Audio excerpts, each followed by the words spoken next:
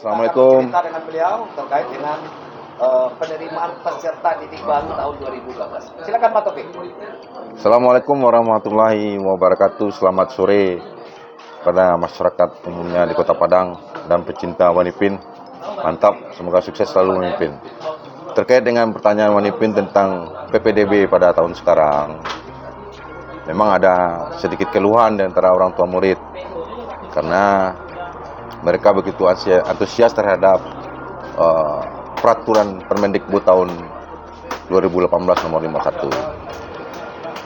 Secara undang diberitahukan bahwa ada 3 unsur yang terdapat di dalam undang-undang tersebut, bahwasanya zonasi itu 90%. Nah, ini ketetapan yang sudah baku. Terus ada 5% ruang terhadap orang tua yang baru pindah. Dan yang terakhir adalah melalui jalur prestasi. Di samping itu juga dibuka ruang bagi siswa yang berekonomi rendah dan anak-anak kita yang disabilitas. Walaupun demikian, tentu saja penerapannya masing-masing sekolah berbeda-beda. Dalam acuannya jelas adalah Permendikbud tahun 2018 nomor 51. Ada pergeseran sedikit tentang kompetisi di peserta didik, yang mana dulunya nilai prestasi mereka ujian nasional itu bertingkat-tingkat, mereka berusaha untuk menjadi yang terbaik di sekolahnya masing-masing, itu tereliminasi dengan adanya sistem zonasi. Jadi sekarang memang sistem zonasi mengurangi kompetisi di peserta didik, yang mana dulu bisa dari seluruh penjuru titik daerah bisa masuk ke sekolah favorit. Sekarang kita sudah dibatasi dengan sistem zonasi. Jadi peserta didik ini sekarang berkompetisi di tingkat kelurahan maupun tingkat kecamatan. Harapan kami adalah apapun itu kita siap untuk mendukung sepenuhnya Permendagri nomor 15 tahun 2018. Cuman kami bermohon kepada instansi terkait untuk supaya lebih mengawasinya tentang penerimaan peserta didik yang sebetulnya semua kita ini berprestasi, apapun itu bentuknya, baik di bidang ekonomi, adik-adik itu bersifat semangat juang mereka untuk selalu berprestasi itu selalu ada. Sekian mungkin harapan kita, semoga Kota Padang semakin tinggi berprestasi kepada peserta didik kita, dan terima kasih kepada seluruh guru yang telah ikut berpartisipasi dalam penerimaan peserta didik baru tahun 2022. Salam wabillahi taufiq wal hidayah. Assalamualaikum warahmatullahi wabarakatuh.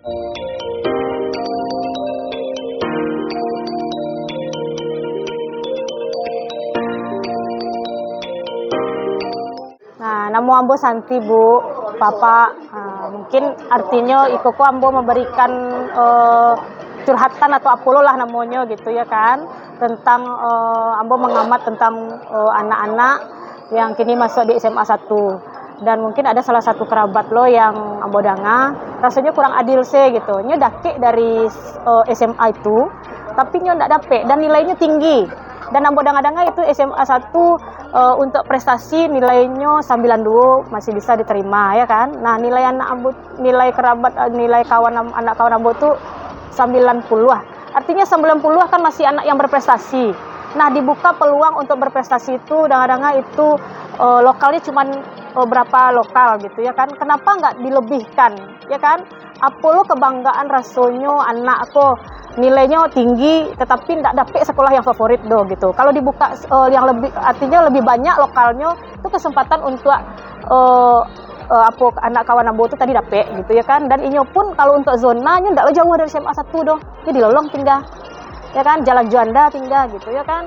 Nah, jadi sedih lah rasanya gitu ya kan, anakku berprestasi, nya mengajar ranking gitu ya kan, mengajar nilai, tujuannya nyo dapet sekolah favorit, ternyata sedih bana gitu ya kan, ndak dapet gitu ya kan. Nah, itulah mungkin Hoi zusammen, alle zusammen, vergiss nicht like und share Ciloteh Group von Wanipin. Alles gut. Saya Hendri Kurniawan, salah satu pegawai swasta.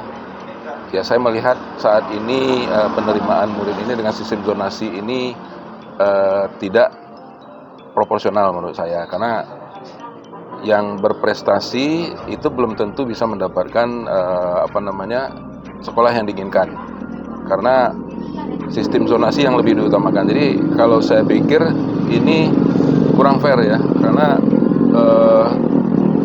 yang pertama itu kan diterapkan sistem zonasi, yang kedua baru dilihat prestasi, harusnya itu bersamaan gitu. Nah, Menurut Pak M, ya. sistem zonasi yang saat ini sudah efektifkah untuk penerimaan peserta didik baru? Gitu Pak M. Oke. Ya, Ya kalau menurut saya belum efektif ya. ya. Banyak sekali terjadi komplain-komplain di masyarakat karena itu tidak tepat sasarannya. Ya, jadi kalau saya lihat seharusnya kita bisa menggunakan seperti yang dulu sistem rayon gitu kan. Nah kalau sistem rayon itu mungkin lebih terfokus. Sistem rayon ya. Ya sistem rayon. Ya. Kira-kira menurut Pak M, sistem zonasi yang memakai jarak, ya, memakai jarak tentu supaya lebih meningkatkan mutu pendidikan. Perlu nggak jarak itu diiringi dengan nilai? Ya. Gitu. Jadi ada dua indikator.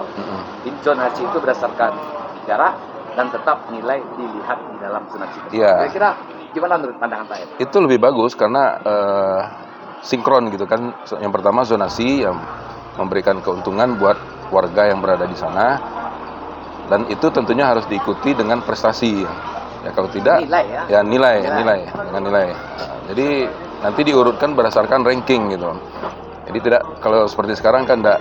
Nah sekarang banyak juga kejadian yang ada membuat kakak baru yang tanpa ya istilahnya itu tidak sah gitu, karena sengaja dibuat, dan bahkan ya bisa saya dengar juga ada oknum sekolah yang menyarankan seperti itu. Jadi itu saya rasa tidak bagus ya. Mungkin gitu aja. Ya, saya rasa. oke.